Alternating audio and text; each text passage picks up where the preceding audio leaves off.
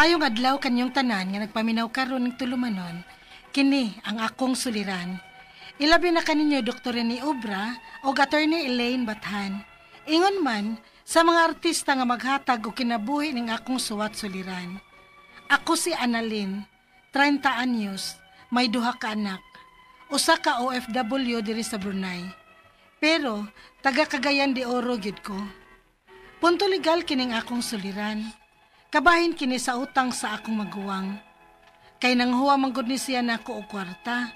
Unya, mura man gud og ako pa'y nagpautang, ako pa hinuoy dautan. Aron inyo hisabtan, ingon ini ang mga panghitabo.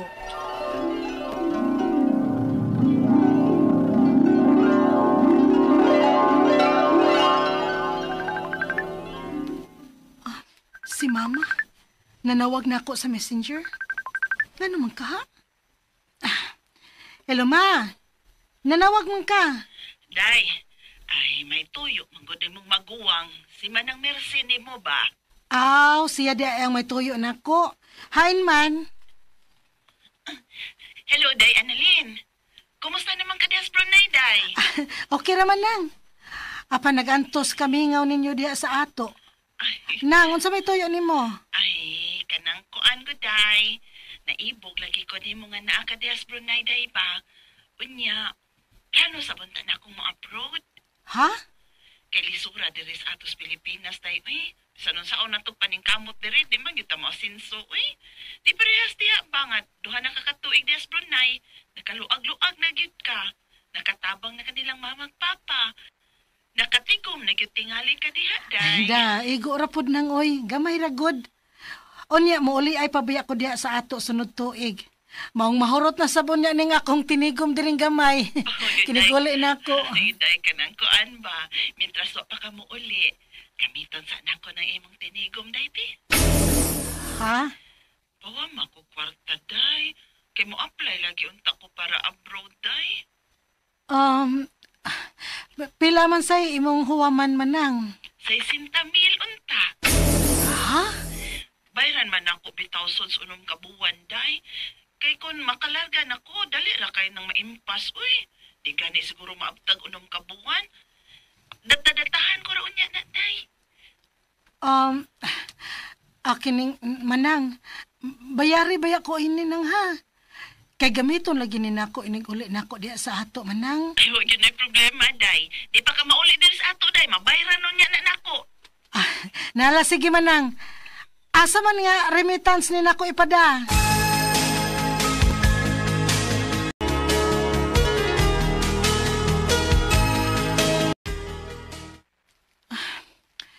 Tulo naman kabuwan ang nilabay sukat sa paghuwam ni Manang Mercy nako kwarta.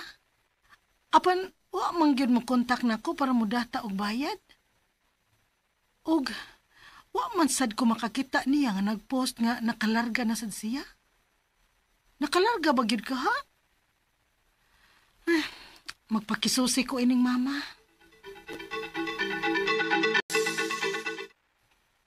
Na, wa kalarga imong maguwang, Annalyn, oy. Ha? Mao ba, ma? Nga naman kuno. Ambot lang kung sa irason adto.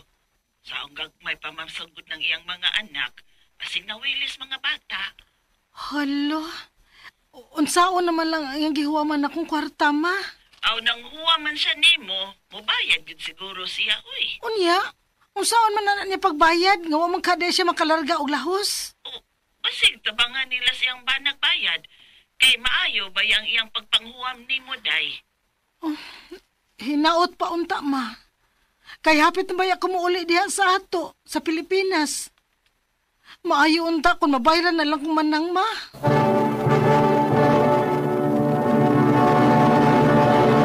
Recorded by X Thunder Gaming.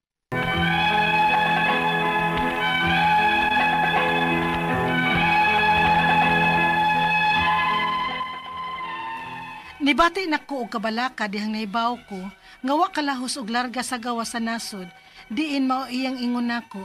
Sa pagpanghuwam niya nako kwarta kay gamiton niya og pang-apply sa laing nasod. Igsuon man ni nako siya, pero ako pagyapon siyang gipaningil kay dili lalim ning manarbaho ta diri sa gawa sa nasod. aron lang makatigom. Og muuli ay nasadlagi ko. Unya, Paabot kong gano'n sa kabayran, oy. ha? Pao man kang wa kong makadayon og largas gawas. Piton man sa tanim mo paningin. Manang, wa man ti kapit Ikaw maning way balita nako kung bayran pa ba ko nimo o dili. Bayran ka, oy. Hilas ba nimong naka-abroad, oy? Manang Mercy, Kapurado ba nimong maningin?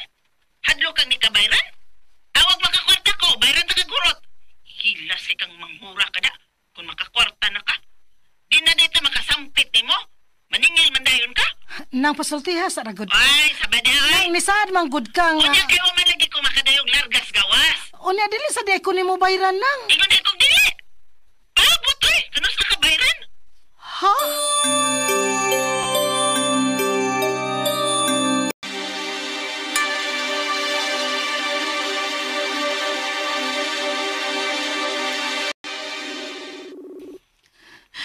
Matubag ako, ma.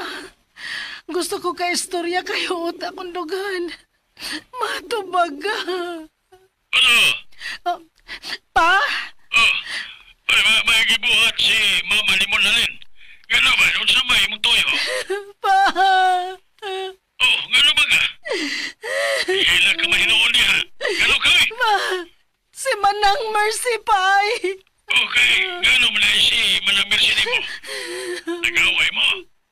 Kaya gipangutanan siya kung kuan, iran, kaya mo igagaw kung nag-away ba kuno mo. Kay suko magaling si Manang ni mo sa iyang post sa Facebook. Unsa? Kay nga naman pa. Unsa man di ay gipost ni Manang sa Facebook.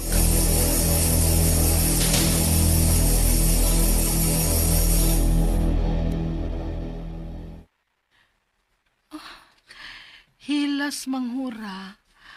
Murag kinsang maningil.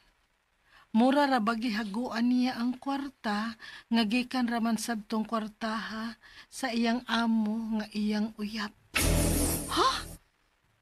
Uy, ngano ko nakasulti siya gingon ini? May lain pa gyud siyang post. Daghan naman di ni siya gipost sa iyang Facebook account. Ako basahon. Dili ko mo bayad atong kwartaha. Kay wa to niya hagui. Gikan to sa iyang kabit nga iyang amo. Dili na ko niya bayran. Sobra naman sad ni.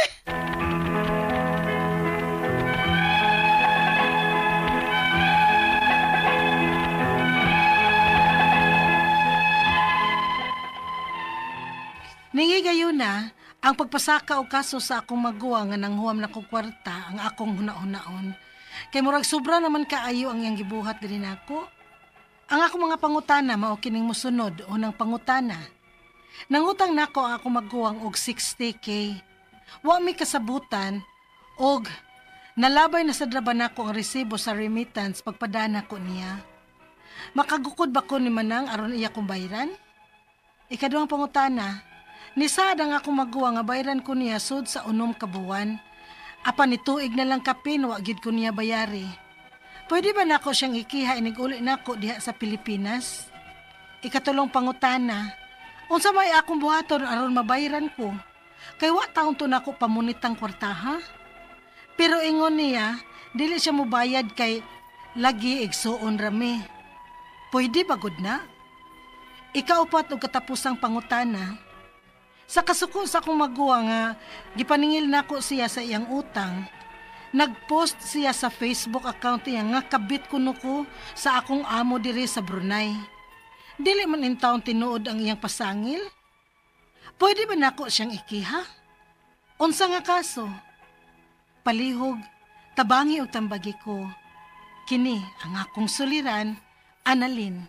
Mayong adlaw mga sukintig paminaw kini si Attorney Elaine Bathan ug ako today ang mohatag ninyo og tambag tubag solusyon kalinawan sa inyong mga pangutana ug mga problemang may punto legal, personal ug mga pangutana nga kabahin sa inyong mga kabtangan karelasyon, inyong mga dokumento no ug kana ay nagyud na ninyog dugay-dugaya, ipadala na dayon na ang inyong suwat sa suliran_612@yahoo.com or sa ato ang Facebook account nga Kiniyang Akong Suliran official writers page. Padasad atong ipadala sa 3rd floor Jose R. Martinez Building, Osmeña Boulevard, Cebu City.